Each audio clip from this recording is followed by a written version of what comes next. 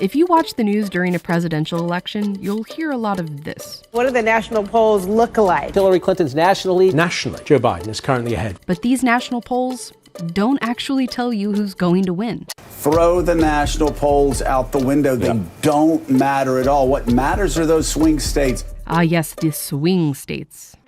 Most democracies around the world elect their head of state with a popular vote, so whoever gets the most votes wins. But in America, we do it a little differently. The US is the only country that picks its president using something called the Electoral College. It's made up of delegates from each US state. When Americans vote for president, what they're actually voting for is who their state will vote for. This is why, every so often, someone wins the presidency without winning the popular vote. That's happened twice in just the past 20 years. The majority of Americans do not like the system, and haven't for a long time. Both political parties have made attempts to get rid of it. So why does the US still use the Electoral College? And who actually benefits from it? The Electoral College is based on how people are represented in Congress, where each state has a number of representatives based on its population, and every state also gets 2 senators. So, for example, let's look at Texas, which has a huge population, and Vermont, which has a really small one. Texas has 36 representatives in Congress. Vermont only gets 1. Representatives in both states each represent roughly the same number of people. In the Electoral College, a state gets the same number of delegates as their congressional representatives, plus 2 for each senator. So Texas has 38 electoral votes, Vermont has 3. But this combination makes the number of people each delegate represents way different between states. In Texas, 1 electoral delegate represents 3 times the amount of people as 1 in Vermont. And that makes each individual person's vote in Vermont a lot more influential. The Electoral College creates discrepancies like this all over the country. A voter in Wyoming is worth 3.5 times as much as a voter in California. And the winner of the presidential election is the candidate who gets 270 or more of these Electoral College votes. These are the results of the 2016 election by state. You're probably more familiar with this version of it, a map of red states and blue states. But this chart tells a different story. You can see that no state is actually all red or all blue. But almost every state awards its electoral votes the same way. The candidate who gets the most votes in a state gets all its electoral votes. If they win the state by 1%, they win 100% of the electoral votes. In 2016, more than 4 million people voted for Donald Trump in California. In fact, more people voted for him there than in any other state except for 2. But it didn't matter. Hillary Clinton got more votes there, so she got all 55 of its electoral votes. Clinton never even campaigned in California. Polling showed she'd easily win the state. Trump only visited Texas once. He knew he'd basically had that state's electoral votes locked. But they both visited Florida 35 or more times. That's because Florida is usually a swing state. Polls show that the vote there could swing to one party or another nearly every election. Trump only won it in 2016 by 100,000 votes, out of more than 9 million. Swing states have changed over time thanks to shifting demographics and political views, and it's states like these where presidential candidates spend most of their time campaigning. It also means these states have way more influence over the election than these ones. A study found that voters in Michigan had 51 times the amount of influence on the 2016 election as someone from a state like Utah. Voters in states like California or Missouri mattered very little.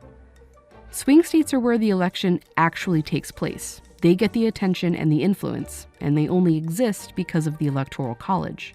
It doesn't seem very fair, but the Electoral College has always shifted power away from some people and towards others. It was how it was designed. Back when there were just a few states, not 50, they had to get all the states to agree on the Constitution. One problem. The northern states, which were largely anti-slavery, wanted only free people to count in the population towards electoral votes, which they had more of. The pro-slavery southern states were worried that they would be constantly outvoted and wanted enslaved people to count in determining the population. As a compromise, they settled on something called the Three-Fifths Clause. It established that an enslaved person would only count as 3/5 of a person. In 1800, Pennsylvania, a northern state, and Virginia, a southern one, had about the same number of free people living there. But Virginia was also home to hundreds of thousands of enslaved people who had no freedom, let alone a vote, and ended up with more votes in the Electoral College than Pennsylvania. That year, those extra electoral votes gave the candidate from Virginia just enough to win. Even after the U.S. finally abolished slavery and eventually gave Black Americans the right to vote, white Southern leaders found ways to keep them from voting, like with discriminating laws like poll taxes and acts of violence. This meant they continued to have overrepresentation in the Electoral College on behalf of a large population that couldn't vote. The first time Congress attempted to replace the Electoral College with a simple popular vote was back in 1816. But senators from southern states blocked it, saying it would be deeply injurious to them. In 1969, Congress came even closer. Replacing the Electoral College had support in both parties, and even passed the House, but it was blocked again by southern senators. A senator from Alabama wrote, "The Electoral College is one of the South's few remaining political safeguards. Let's keep it. Why change a system that historically had, and still was, benefiting white Southerners?" Today, the states that the Electoral College benefits have changed, but it's still making some voters more powerful than others. If we look at the states with a lot of electoral votes for not a lot of people, and the states with a little electoral votes for a lot of people, these states are a lot wider and less diverse than the rest of America. And many of these states are Republican strongholds. These tend to vote Democratic.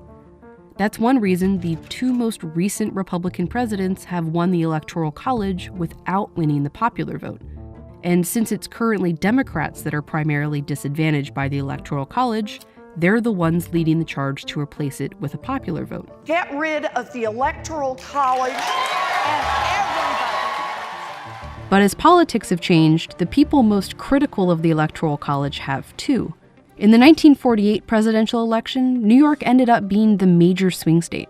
A congressman from Texas said, "I have no objection to the Negro in Harlem voting, but I do resent the fact that his vote is worth 100 times as much as the vote of a white man in Texas." Swing states change.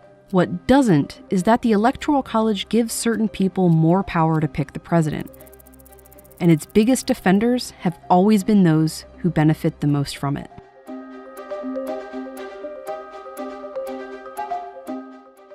Thanks to Absolute, who sponsored this video to remind all Americans to make the time to vote. Absolute doesn't influence our editorial, but they do make videos like this possible. So drink responsibly and vote responsibly.